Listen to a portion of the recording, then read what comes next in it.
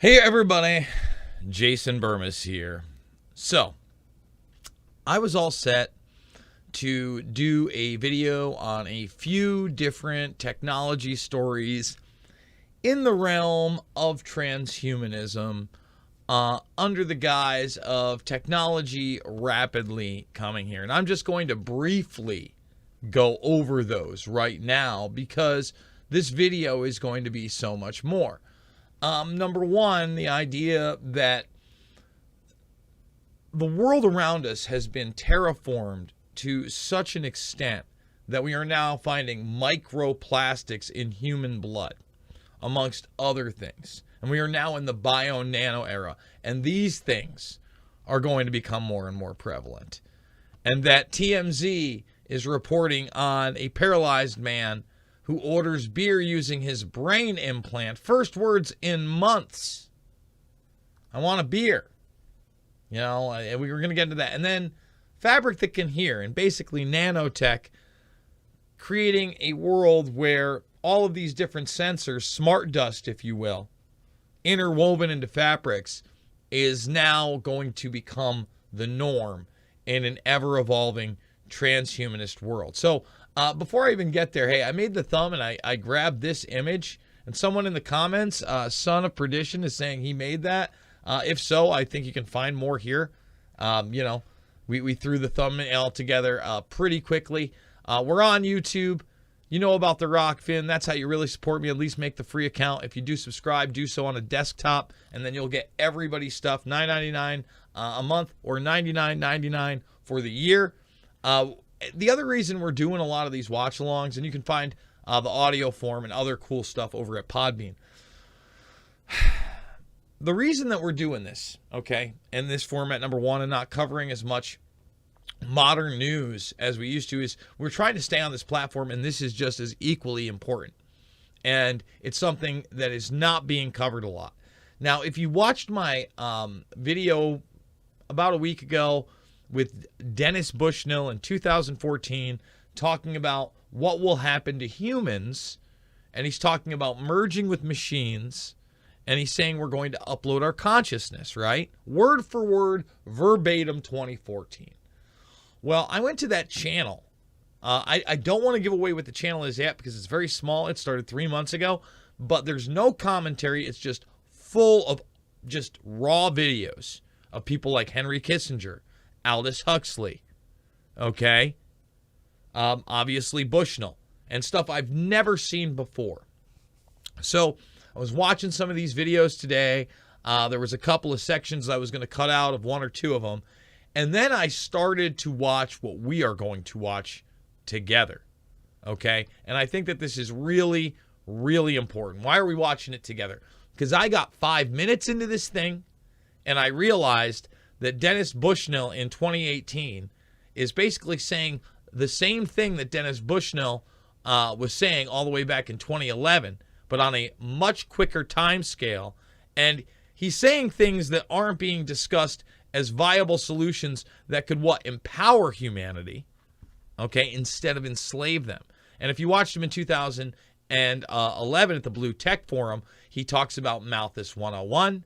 He talks about population control that changes everything. And I believe that this is the route that the predator class is going to go to.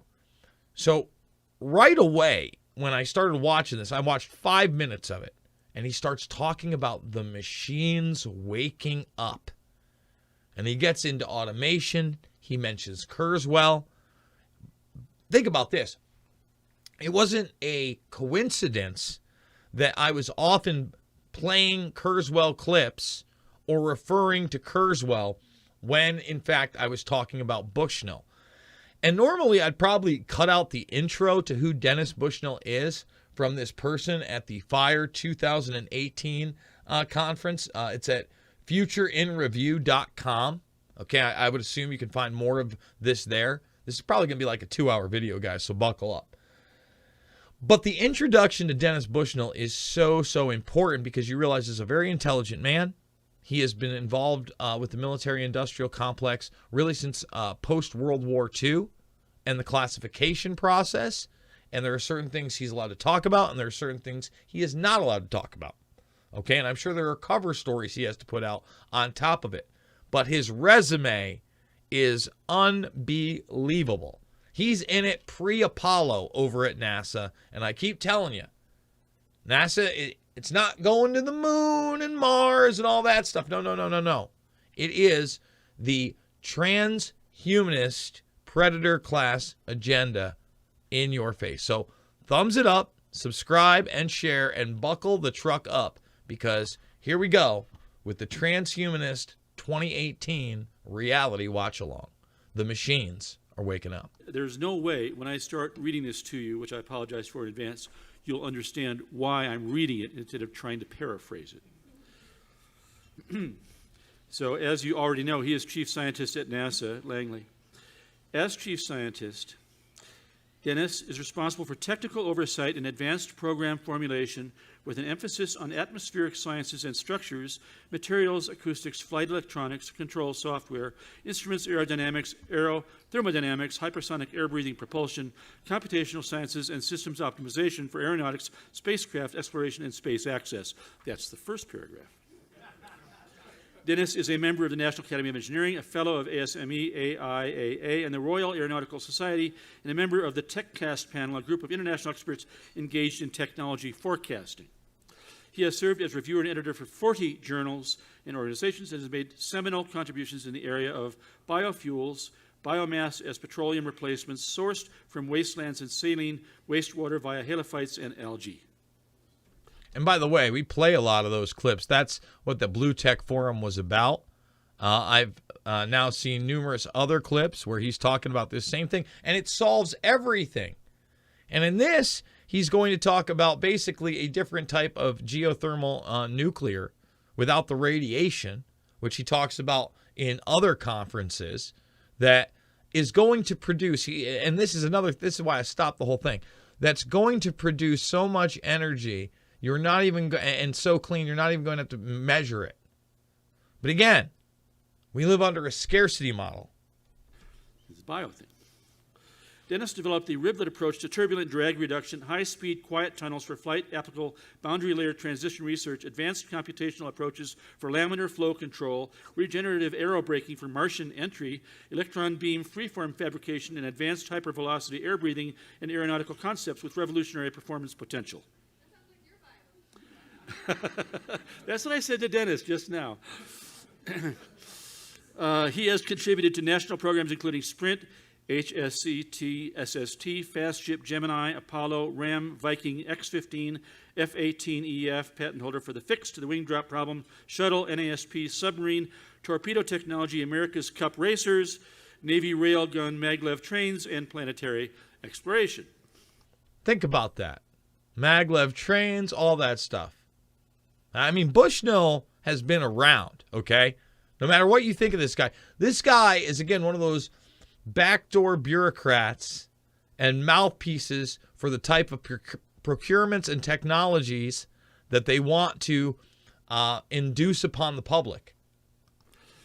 Dennis originated and organizes a yearly workshop for the U.S. Army Training and Doctrine Command, TRADOC, on future technology warfare, out of which has grown the Army Red franchise, the preferred national security future operating environment utilized by the U.S. Army, Navy, and Joint Forces Command. Did you just hear that? And this is why we didn't even start with Bushnell. He's training them in future strategic warfare, which is the preferred usage of our national security apparatus. Do you understand how important NASA really is yet? Do you get it? Here we go. Obviously a slacker. Let's get the thumbs up, guys. Dennis, please come up. Let's get 100 thumbs up, huh, Bermas Brigade? Because here we go. Transhumanism from the horse's mouth in 2018. Dennis has access, as I mentioned in the agenda, to an incredible array of opportunities and technologies from the bottom of the ocean throughout outer space. And this evening he's going to share with us ideas of some of the largest problems that we face and some of the solutions we might find there. Thank you. Okay, boss. Good evening. Among other activities for NASA, the national security apparatus writ large, and the academies, my work, where is it all going? Major text issues and opportunities. So we're going to start off with a Cook's tour of some text, then briefly the societal issues, and then I'm going to describe 4 greater than $1 trillion a year new business opportunities going forward to address the major societal issues, and then some.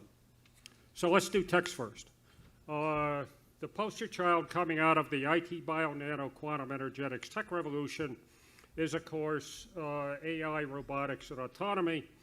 The computers got big enough around 12, enough data so that we could do neural nets seriously, and increasing number of niche areas, as you all know, many at or better than human. At or better than human. Now, a lot of this stuff, again, if you've watched my work on this guy, is going to intertwine with what he said before. And remember, he told you out of the gates, the national security apparatus. Then there's, because of the success of the IBM Blue Brain Project, which some of you may remember, there's now human brain projects here in Europe, China, at billions plus dollars a year to nanosection a neocortex and replicate it in silicon for human-level brain replicants in about 5 to 10 years, people are now projecting. Ray Kurzweil projected all that around 2000. Then there's emergence. Turns out if you make something complex enough, it wakes up. The humans evolved over the past couple of million years as superb hunter-killer-gatherer groups. And in that context, we would have a problem. We would evolve a piece of our brain, have another problem, another piece. Eventually, we evolved enough pieces so that we woke up. And people think the web is starting to wake up. What you may not know is that a friend of mine, Steve Thaler, about 20 years ago, determined that he could make the machines create and invent an Imagineer. And he created the Imagination Engine, which has produced better toothpaste for Palmolive, better words for the Air Force, far more ideas than cities full of people on milliwatts, 24/7, 365. And the approach was to create quasi-random combinatorials and then use the superb speed and memory of the machine to evaluate all these combinatorials. So it's something like cats walking on the computer, okay, and you just evaluate from the system's point of view very, very rapidly what all that looks like and what's the best, and it's just superb. So he talked about this in 2011. Remember, this is 2018. But now it's on a much more rapid pace. But you notice it's the same kind of script he reads. Toothpaste for Palmolive, warheads for the Air Force, what he's allowed to say. But he's talking about the nanosectioning of the neurocortex. He's talking about machines waking up. And we know in the past. Now, again, I only watched like the first 8 or 9 minutes of this thing, so it's going to be raw from there. But we've seen him in the past talking about what? Humans merging with machines. And he began this with Kurzweil. Let's get those thumbs up. Let's see where it goes. Okay, then we go down to renewable energy, the usual and the unusual. The usual are PV, wind, geothermal, biomass, and hydro, all of which are now at or below cost parity with fossil carbon. Therefore, the nukes, although they're not fossil carbon, they're also too expensive. And so we had 108 nukes. We're down to 98 nukes and dropping. The coal plants are closing. PV is selling in the major markets now for 1.77 cents a kilowatt hour.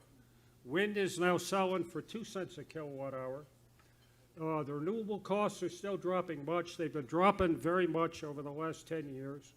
Their efficiencies are increasing.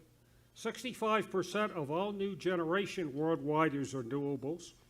They generate, the renewables today, 25% of all electricity worldwide.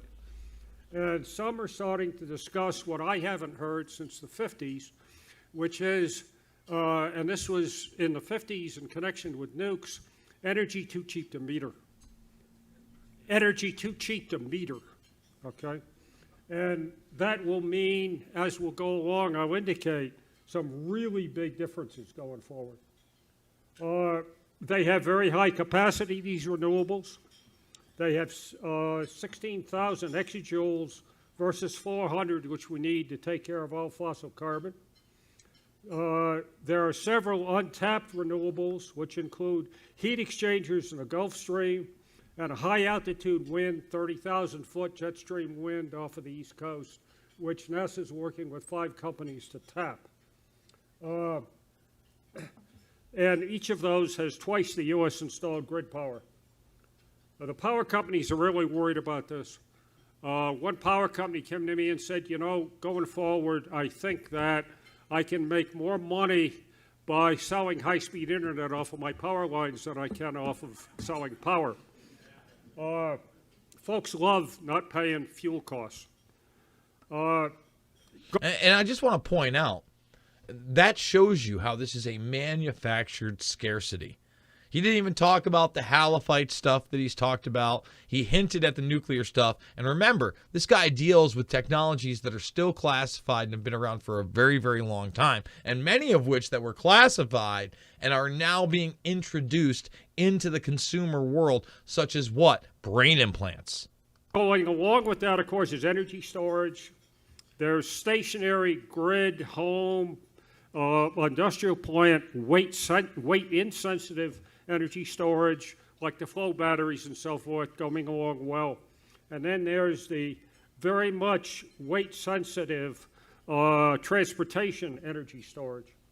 There's tremendous monies going into this now. Capability and cost are getting much better. We, NASA, I happen to be on the patent, have invented a nuclear battery. Thermionics, the current ones before this were at 10 watts per kilogram of isotope. This one is 22 kilowatts per kilogram of isotope. And people are extremely interested in this for a lot of reasons. One of which is to go mine asteroids, but a lot of other reasons. Mining asteroids. You know, he's got patents on nuclear batteries.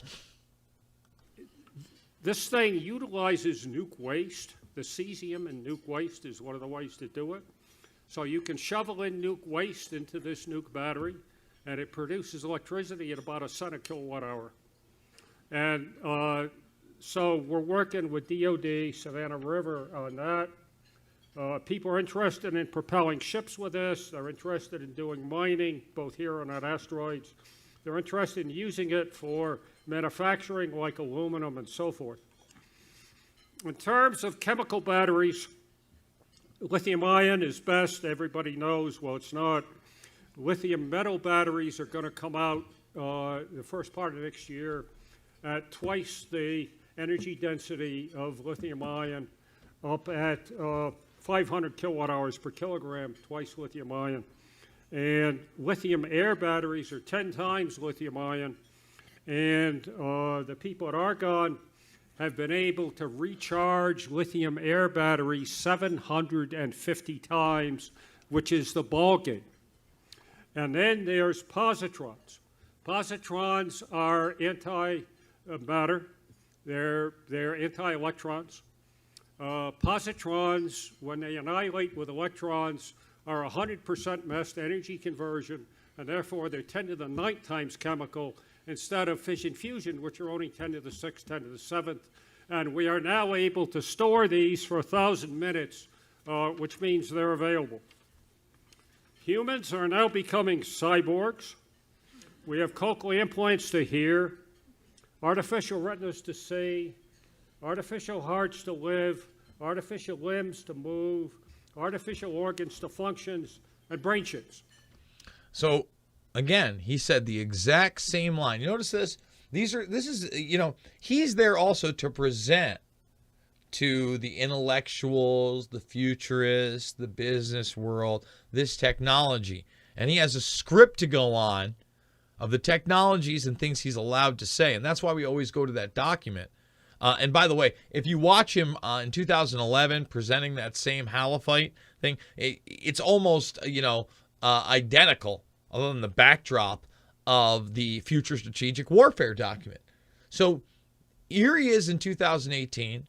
Now remember, in 2011, and I haven't watched any of this yet. In 2011, he said they had already put brain chips in 10,000 human beings. Let's see what he says here. Because if he says 10,000, what did they just stop, Dennis? From 2011 to 2018? Or maybe he's just more brash. Maybe he says 100,000. I have no idea. Let's get the thumbs up. We're at 126 thumbs. Let's get 200 thumbs up. There's a couple 100,000 people wandering around with brain chips now. Oh, boy. So there's the new number, baby. Did you just hear what he said? So let's talk about that exponential level. Let's talk about it right now. And we're going to bring it back 10 seconds so everybody can hear what he just said again. In 2011, he said 10,000 people had brain chips in them. And now he's telling you there's about 200,000 people walking around with brain chips in them in 2018. That's 20 times in 10 years. Okay, and that's exponential. So now this is about 4 years ago. This is 2018. We're in 2022. What do you think? How many people? 500,000? 1 million? Millions of people walking around with brain chips? Huh. Live, artificial limbs to move, artificial organs to functions, and brain chips. There's a couple 100,000 people wandering around with brain chips now to fix congenitally defective brains and increasingly to fix memory and other things. DARPA's working on brain chips for super soldiers. And they were working on brain chips for super soldiers over a decade ago. In 2011, he talked about it again and had been. So none of that's new. Again, a lot of this is scripted, but now he's putting out some bigger numbers. I just want to put that out there, guys. And people are now working, thanks to Musk and other people, funding on direct machine-brain communications. It's not us versus them, us versus the machines. We're merging. And this is the human evolution of the humans. There is no more natural evolution of anything. People are convinced that the human evolution of everything is 10 million times faster than any natural evolution. And so this is just part of the human evolution of the humans, which will apply in a little bit when I talk about something else. When he talks about uploading your consciousness into the virtual age, are you starting to get it yet? Have you not seen the document? We'll show it to you here. They told you the bio-nano age started in 2020, and then mRNA technology and vector-based technology was being injected into people at a massive level. They don't know how long it's going to take to upload you, but you just heard them. Evolution is over. This is the evolution. We're doing it. Now, this is the first time I'm watching this through. In a lot of ways, obviously, I know what this man's position is. But to be so brazen about it, and he's going to tell you how to financially capitalize on it after this. All right? Here it is. Get those thumbs up. Let's continue with Dennis Bushnell. Then there's tele-everything, which we've been doing since IT developed in the past 2 or 3 decades. Telework, over half of the workforce does some kind of telework. Teleshopping, which is taking down the big box stores, and Amazon's are rising. Teleeducation, there's 380,000 courses on the web now, a huge number of them free, including the courses from some of the most prestigious and best universities in the country. They've put it all out on the web free. You can go get your education now anytime you want, absolutely free, and you can get it certified in many cases for free. And companies increasingly, they don't want degrees. They want certification because what the students learn in their freshman year is obsolete these days. The way technology is going by the time they graduate, much less anything else. Okay. Then there's telemedicine. And we, NASA, put the AI onto oncology, and the results were 4 to 5 times better for diagnosis, treatment, prevention, at 4 to 5 times cheaper because the machines kind of sort of have a problem cashing checks. I do want to point out that the document, again, that showed you all this was pre 9/11 in 2001. It should just show you the projections in that document and what's left, and it should horrify you. Okay? Because he's not done. He should still be talking about, he's already talked about commerce, but let's see if he talks about socialization and politics. I would imagine that's what's coming next. Then there's teletravel with 5 senses virtual reality, which is now commercially available. And so therefore you can do anything you want virtually. It's all in our heads. The rest of this is just to keep the head going, okay? And you can walk down a tropical beach anytime you want. You can feel the sand, feel the wind, okay?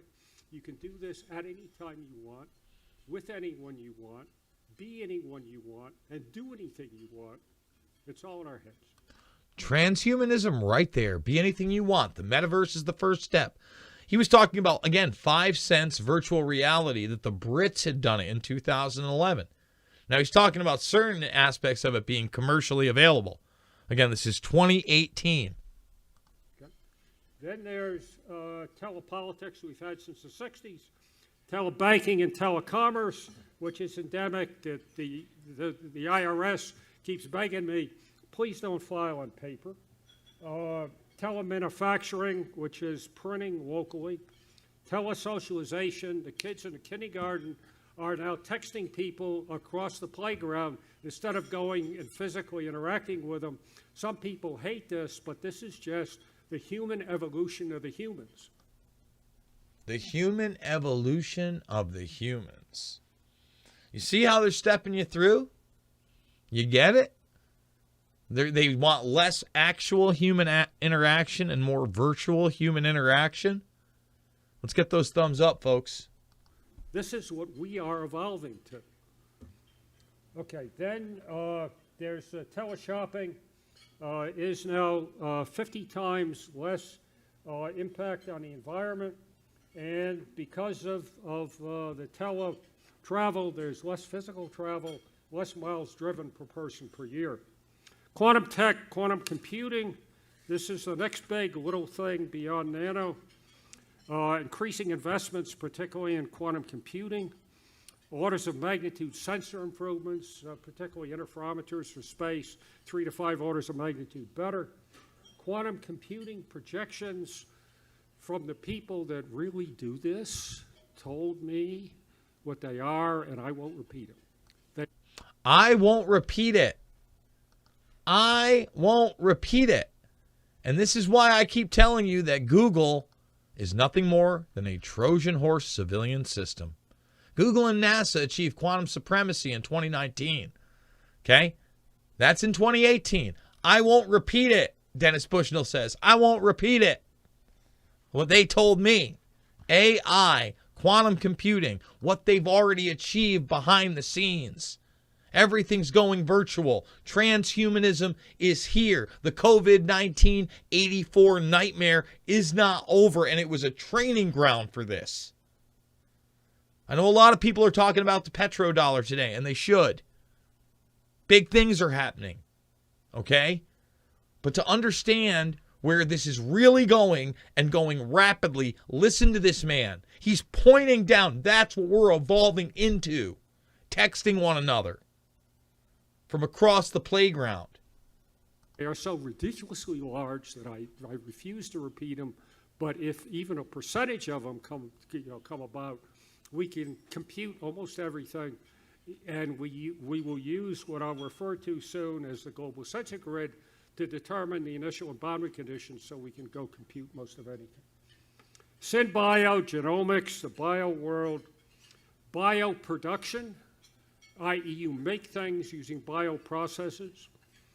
Biofunctionalism is things that you make have living pieces, like watering your airplane in the morning.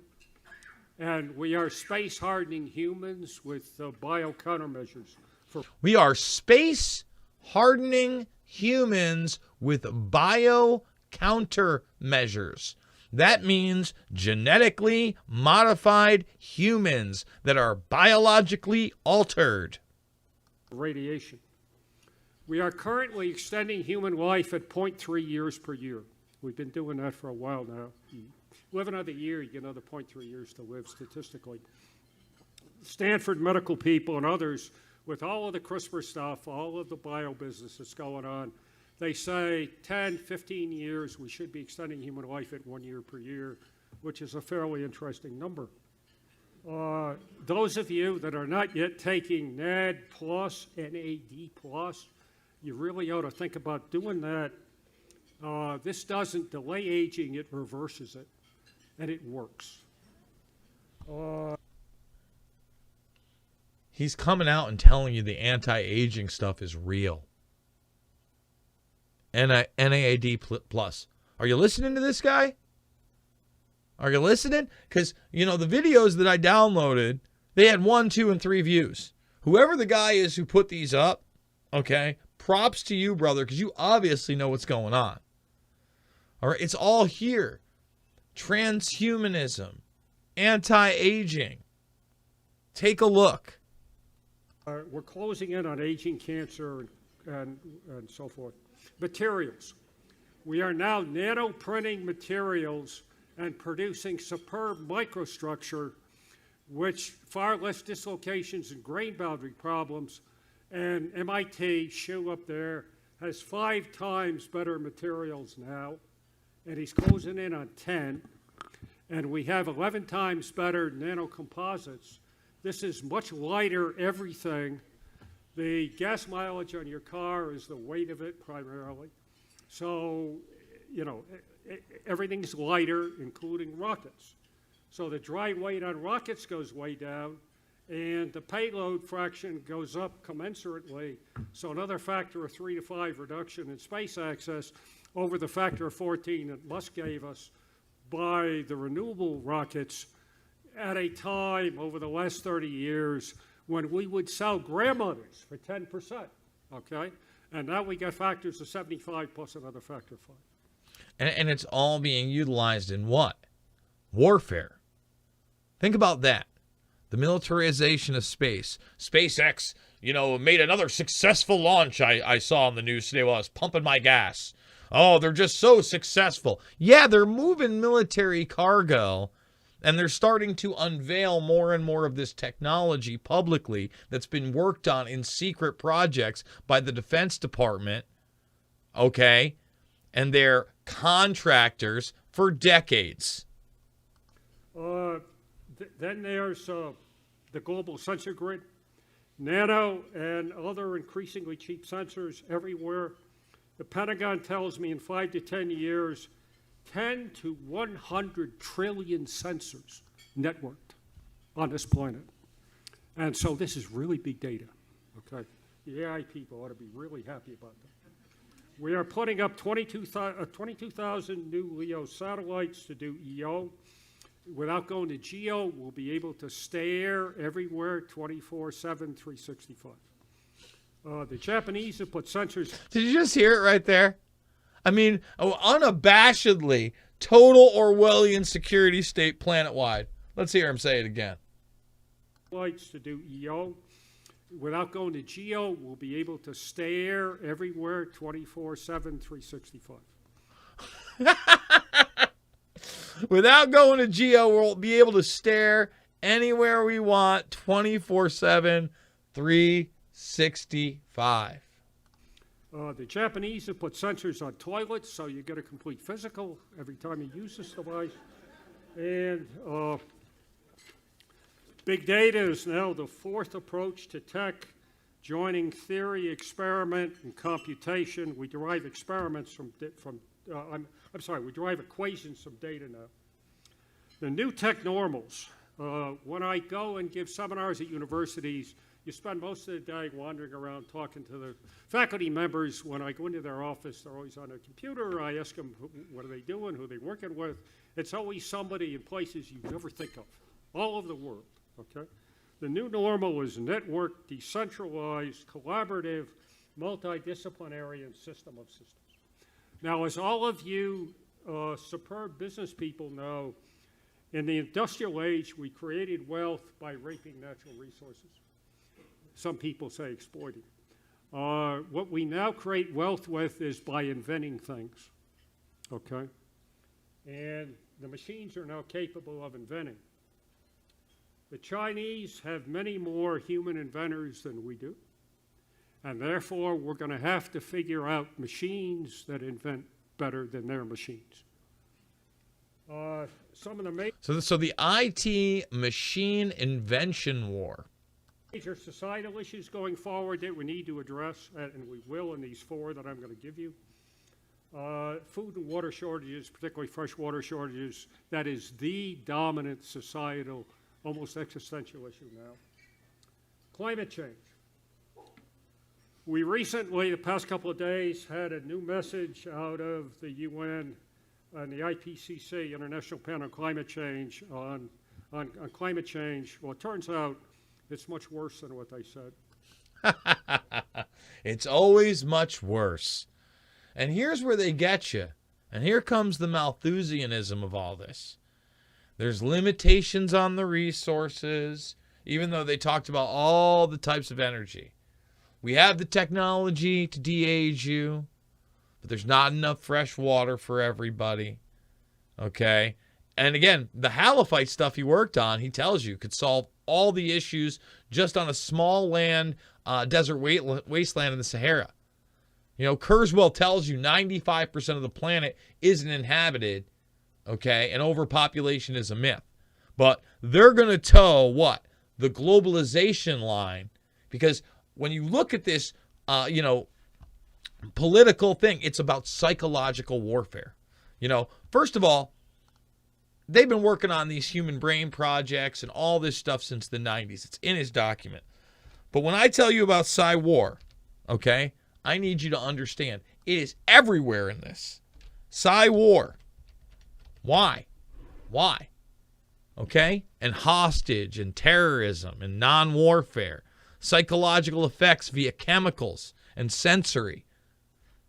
Psychological warfare is 8 times, Psy-War at least, in this document. In large.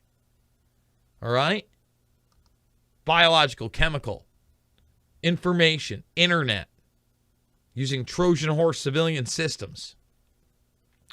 You know, say the CNN syndrome, Psy-War everywhere, chaos. Terror attacks within the continental United States, binary, biological, critical infrastructure, takedowns, serious psychological warfare. You notice that? He doesn't talk about that in this. Why? Because this is their warfare document. Everything else is around it. But now here comes the Psy-War. You get it? You understanding yet? I mean, this is it. Bio-war, IT, net war, beam weaponry, spoofing, camo, robotic warfare, AI, cyber life. In the very introduction, what did we focus on? The fact this guy's NSA. 100%. NASA's not what you thought it was. Let's get the thumbs up. We got over 300 watching. Let's get to 300 thumbs. We got a lot more Bushnell. You know, and this is just coinciding with all the stuff I've ever covered with this guy.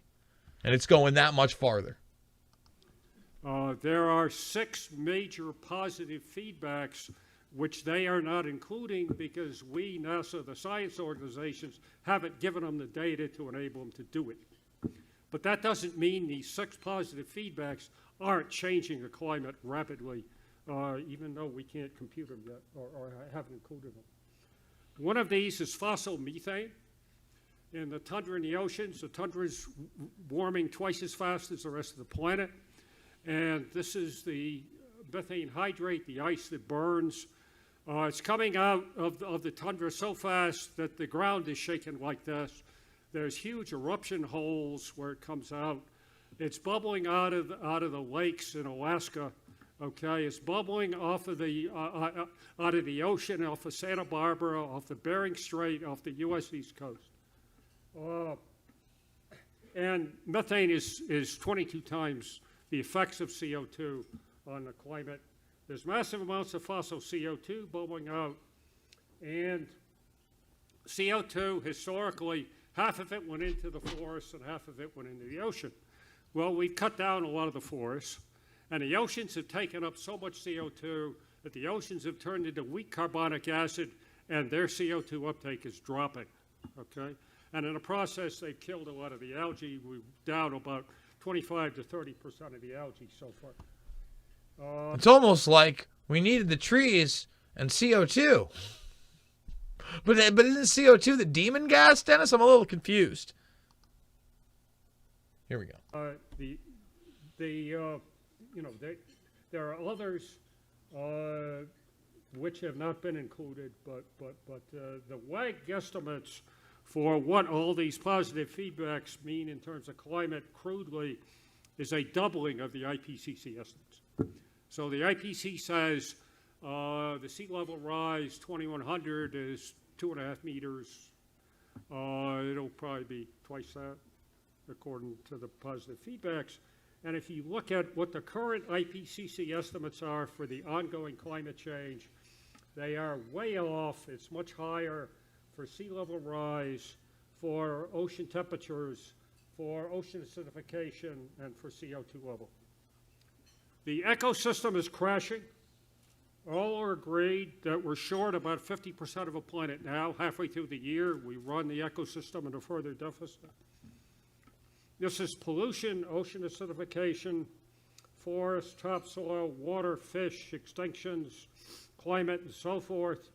And as the Asians in their billions try to come up to Western living standards, we're going to be short 3 planets.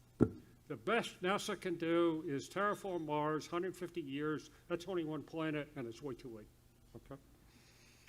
So what's going to have to happen is we will be driven inexorably because of the ecosystem problem into sustainability in terms of the ecosystem.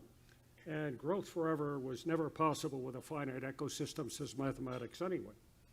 So here he is. He's softening the blow from his Malthus 101. Maybe he'll say Malthus 101, but he doesn't say it's a code word, right? He had code words in 2011: sustainability, productivity was for automation and robotization. You know, again, when it was a little more, chic to hold it back, but now they're bringing it out. Now the agendas have been laid flat. He's telling you, and remember, he's talking about the Asians coming up. He's basically telling you the standard of living is going to plummet. All right, let's see if he doesn't patty cake around in this one. However, humans have been very exceedingly clever creating technologies that increasingly utilize resources. However, the abundance people from the Singularity University refuse to acknowledge that there's any kind of ecosystem problem, and so I'm involved with those people trying to educate them a little bit. So there it is. Like, basically, he's talking about singularity. Those are the Kurzweil people. Kurzweil tells you that overpopulation is a myth, and we do have abundance. And even somebody that we've gone over recently, Herman Kahn, he went against the Malthus model. But Dennis Bushnell, he's going with the Malthus model. I just want to make that clear. But growth based on quality is fine. It's just growth based on the ecosystem. The machines are taking the jobs. Marshall Brain, an interesting name, says that this time is different from the industrial age that took jobs. Okay, the machines took jobs. And since then, because this time we are inventing a second intelligent species. Okay, we never did that before. And as I just indicated previously a bit, that intelligent species can now create and ideate. And therefore, not even the creation and ideation jobs. And so the machines are going to take all the jobs. The machines are going to take all the jobs. He's been saying this for a long time, but this time he's way more pronounced about it. They're taking all the jobs. So the solution spaces currently are make-work jobs. We've got a few of those. We'll put in a few more maybe. A guaranteed annual income, which 5 to 10 years ago people said, no, this is an anathema, it's a giggle factor, go away.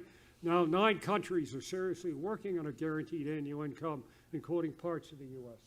And remember, he talked about that in 2014, talking about the UBI, Universal Basic Income. I told you the same exact thing as COVID 1984 kicked off Universal Basic Income. It's really about transhumanism.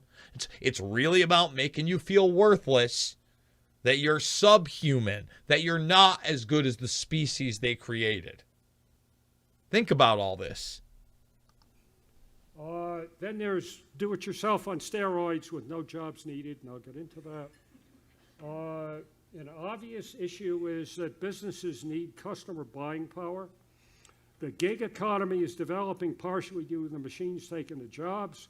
It's growing rapidly. It's now 36% of the entire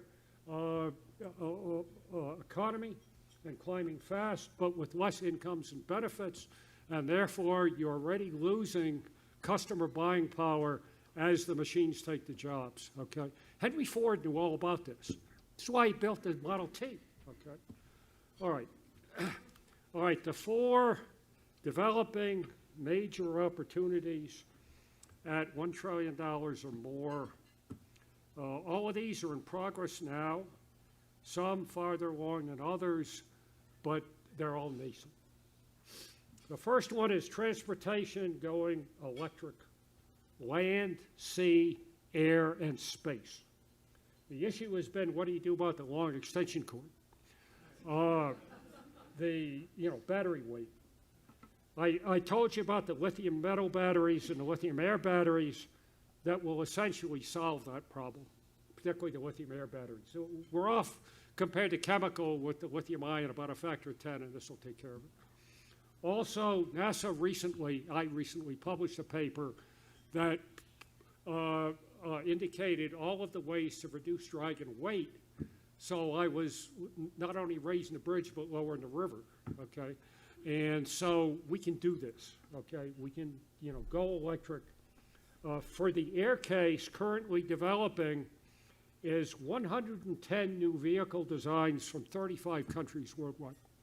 People are seriously spending money going into this thing, Uber and the rest of them. And a guy at Uber that's in charge of this came from my shop. And what they're working on is personal air vehicles that will eventually operate off the street in front of your house, no airports. This is a new $1 trillion a year plus aero market. The huge list of electric benefits include the following: no fires when you crash, twice the propulsion efficiency, quieter, reduced vibration, much lower energy costs, green using renewable energy electrics, high reliability, far fewer parts and cost, huge climate benefits, and right now, Mark, the Chinese own 80% of this market. Okay, so we've got our work cut out, for us. But again, a lot of that has to do with globalization and the full plan. And, they're talking about it right there. They want to get rid of gas altogether.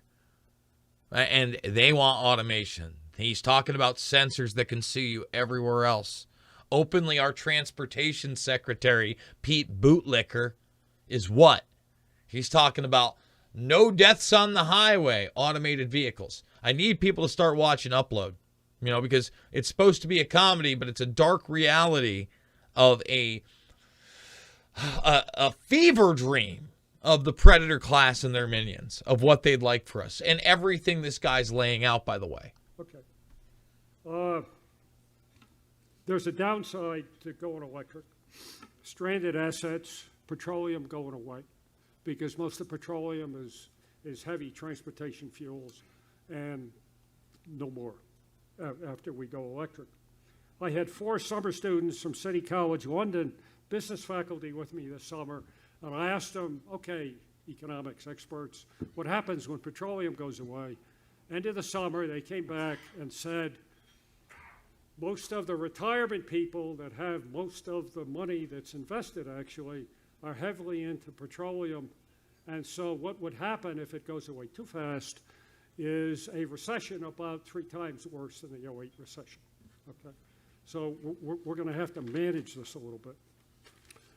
All right, the next one, number 2, should be new to you, I think, is a near-term simultaneous solution for land, water, food, energy, and climate.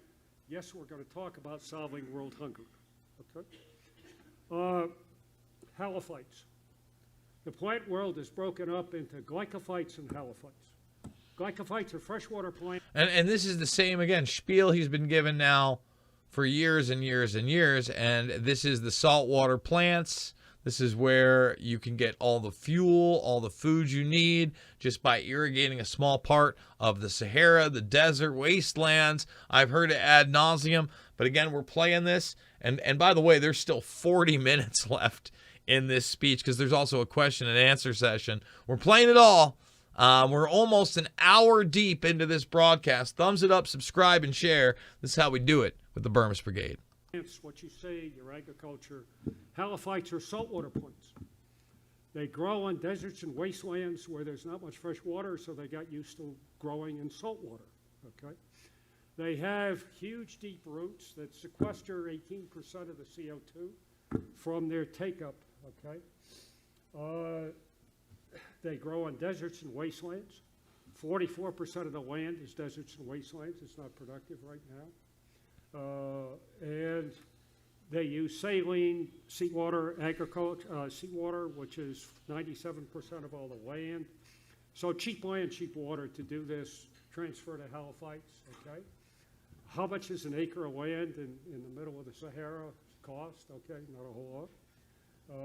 And how much does seawater cost? And these deserts and wastelands have a lot of solar, and PV is so bloody cheap that you can pump the seawater. This is not a problem. So we've got the tech for this, just farming. We can do it quick. Seawater has trace minerals needed in the human diet that we depleted from the arable land, like selenium. That's why a lot of us take selenium tablets. And seawater contains 80% of the nutrients required to grow plants, so not much fertilizer. And the University of Nottingham in the UK has developed a way for almost all plants to do what the soy and alfalfa plants do, which is to take up nitrogen from the air, so you won't have to worry about that either. The benefits are huge. You can grow all the food anybody wants to eat cheaply. And there's huge biomass for petrochemical feedstock, which is the other use of petroleum. Okay. There's huge biomass for renewable energy. Overall, it solves land, brings 44% more land in. Solves water. If you grow food this way, you get back to 70% of the water that's now used for conventional agriculture for direct human use, and solves water. We don't have to worry about that for a while. Food, all the food you want to eat.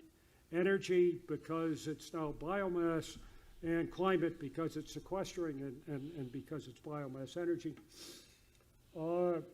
This is the last major human ecosystem play. It's got huge capacity. You turn the Sahara, the Atacama, southwest U.S., the Western Australia, the Middle East,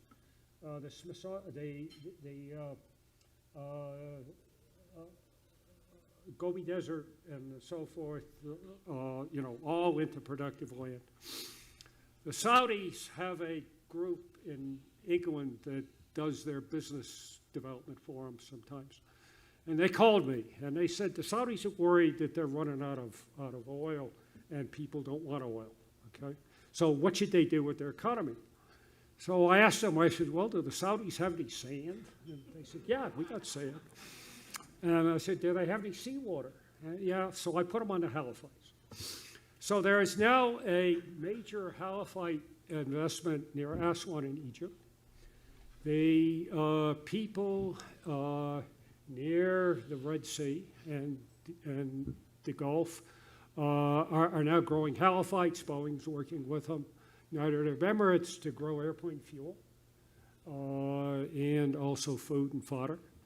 The Indian subcontinent for hundreds of years has had a halophyte agriculture on their coastlines, coastal regions, growing food and fodder very, very successfully. Okay, this is an interesting way to solve land, water, food, energy, and climate.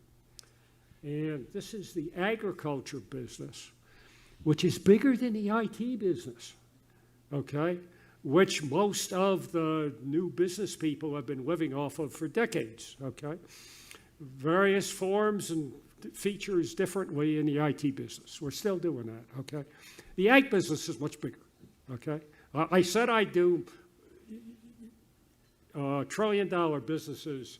This is one of them, okay? This is a huge one.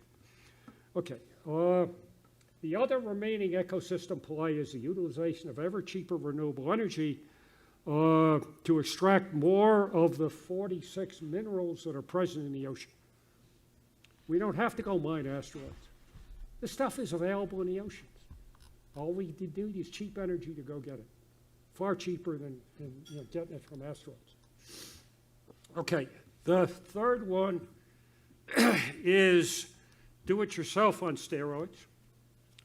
We've talked a little bit about some of these. You can now, at your home, do distributed energy generation.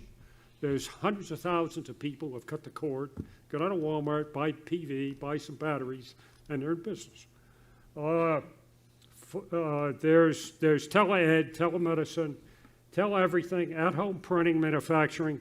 People with the bio can now grow family food on a half acre.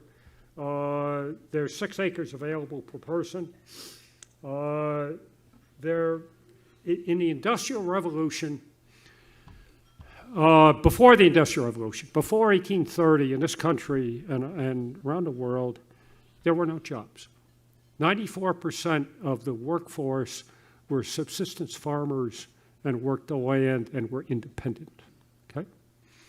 The Industrial Revolution came along and invented jobs and moved us into cities, and we learned how to spell alienation, okay? And what can happen here is that with the ongoing capability to shift to do-it-yourself and do everything at your place, this is the run out of the gig economy, and you won't need a job. All right. So let's get into it. A lot of promises get made here, right? First of all about the energy thing. He's been talking about it well over a decade at this point. I need to look into the halophyte stuff. 1.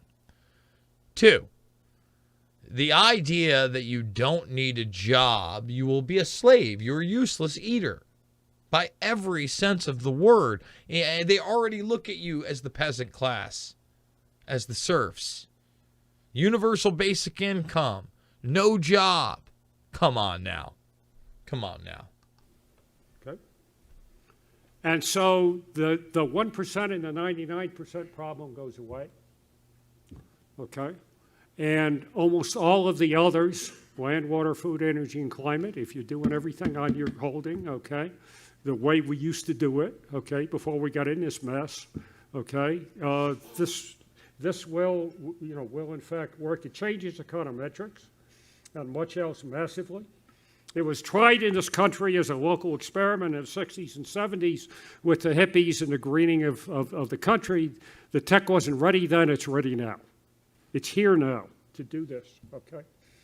I've got a friend who lives on the top of a butte south of here and not connected to anything except electrons and photons, as happy as a clam, okay? It works. And the equipage for these DIY homes is easily in multiple trillions of dollars going forward. All right, the last one is commercial space to and beyond geo. Current commercial space is $350 billion of geo and below, primarily positional Earth utilities, telecom, and so forth.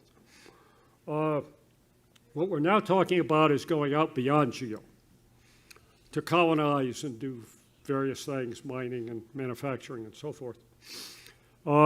People are working now, space utilities for beyond geo, comms, energy, fuel, transportation, maintenance, repair, life support.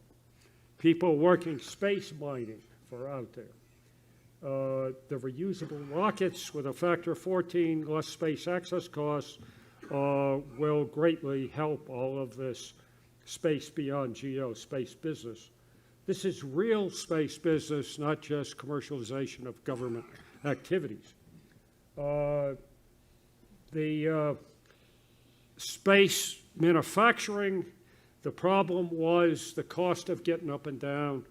There's a lot of people with really good business cases to do space manufacturing. There's a lot of good things you can do if you don't have gravity around and so forth.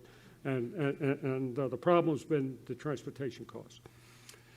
What I call now space beachcombing, this is getting rid of the space debris, which is about to take us out of the space business completely, particularly as we put up another 22,000 satellites, okay? The problem with space debris is legally, whoever puts it in space still owns it. There's about 3 million pieces of stuff up there of various size. And each screw and nut is still owned by somebody, but you never figure out who, okay? And you can't touch it until you get a release from them, okay? So this has held up the space debris problem. I assume this is going to be fixed, okay? Now, it turns out we can now do space beachcombing and work this with an electromagnetic tether, which you energize either with our nuclear battery or with solar. And this allows us to go everywhere and collect this stuff without using fuel, okay? Because of the Earth's magnetic field. So this is cheap. So what do you do with this stuff when you collect it? Well, we're trying to work space manufacturing. So you put this stuff in a space junkyard and you redo it and repurpose it, okay? And to add to the space junkyard, okay, in space manufacturing, as the space station, goes into happy hunting ground, instead of coming down and burning it up, we boost it and add it to the space junkyard because there's an awful lot of high-quality aluminum and other stuff in there that, that we can use that we then don't have to loft, okay? So far, we've talked about most of many things that we should do in space. For space manufacturing, there's excellent business plans for fiber optics, pharma, crystals, and so forth. Cheap space will help all that. Okay, now space tourism. The issues are cost and safety. Cost will be helped by the cheap space. Safety is an issue, a big issue. Rockets blow up about every 100 times, okay? And people can now ride on commercial aircraft for many, many millions of miles. So we've got to do something about the reliability of rockets, one. Two, when you put people in space, they're, as you'll hear in the morning at the first panel at 8, they're affected by microgravity and galactic cosmic rays. Microgravity decimates the immune system, makes you blind, and a whole bunch of other stuff. It affects every physiological system, ruins your DNA, takes down your immune system. So does the radiation. This radiation is not the Hiroshima radiation, which was photons, X-rays, and gammas. This is 3 orders of magnitude greater energy level, and it's particle radiation, and it's iron nuclei. So this is the first time I'm hearing Bushnell actually talk about, radiation. I'm just going to mention the Van Allen radiation belts that so many have that are skeptical of the moon landing. He's talking about a decimation of the immune system being in space on top of all of this particle radiation, huh? Fully ionized iron from stars and other things. And this stuff is bad. When we go to Mars, we're going to have to surround the vehicle with about 3.5 meters of polyethylene to take care of the radiation. We're going to have to do artificial gravity to take care of the microgravity. Artificial gravity to take care of the microgravity, okay. When they go to Mars, they're going to have to live under 4 meters of regolith to protect them from the radiation. All of these cartoons you see of these little thin habs that they're living in, and it looks like they're playing golf on the surface in these spacesuits that can't protect them at all. No, that's really not very feasible. Whoa. That's not really, but it's feasible for the moon. Man, this is why we watch this stuff raw and we don't ever know what directions it's going in. Guys, I'm sorry if the audio quality is poor for Bushnell, but he's not speaking into the microphone and it jumps in and out. So, eventually maybe I'll play with the audio on this thing and I will put it, on Podbean with different audio. But boy, oh boy, just a lot of questions here, huh? Okay. One other thing we can look at doing in space, there's one mission now that's looking into this, is quantum computing and quantum operations in space. The issue that space can help is decoherence. We need to delay decoherence. Decoherence occurs because of interference with the quantum states, and you lose it, and then you've lost it. So what you need to delay decoherence is excellent vacuum, low temperatures and quiet conditions, and that's sort of space, okay? And so probably the best place for a serious quantum computer is in space. All right, beyond 5 years, and then I'll get off the stage with a short thing. Beyond 5 years, there's an excellent Wikipedia page about the unsolved problems in physics. At cosmological scales, there are major issues.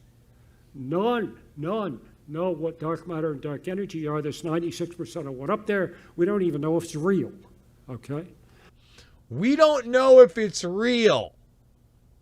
And, I always talk about this and the vacuum of space, but the way space is presented as one thing has always bothered me, or that we're sure of what this or that is. And Bushnell's kind of talking his way around a lot of this. Just want to point that out there, folks. Maybe what we'll do with this is once the other guys comes up for the question and answer session, we'll cut this video and then we'll do another watch along, maybe even later tonight, a part 2 of the Bushnell question and answer session. It turns out that quantum electrodynamics here is up to 14 decimal places accurate. Quantum electrodynamics and quantum chromodynamics up there, when they use it, as many have, to predict the cosmological constant, is off by 120 orders of magnitude. Okay? The physicists should hang their heads in shame. Okay? And in terms of what you're taught in physics is that nothing can go faster than the speed of light, right? Well, there's quantum entanglement, which is what quantum technology is pretty much based on. It works. Quantum entanglement the speed of it has been recently measured by the Chinese, and the best sensors in the world, it is in excess of 10,000 times the speed of light.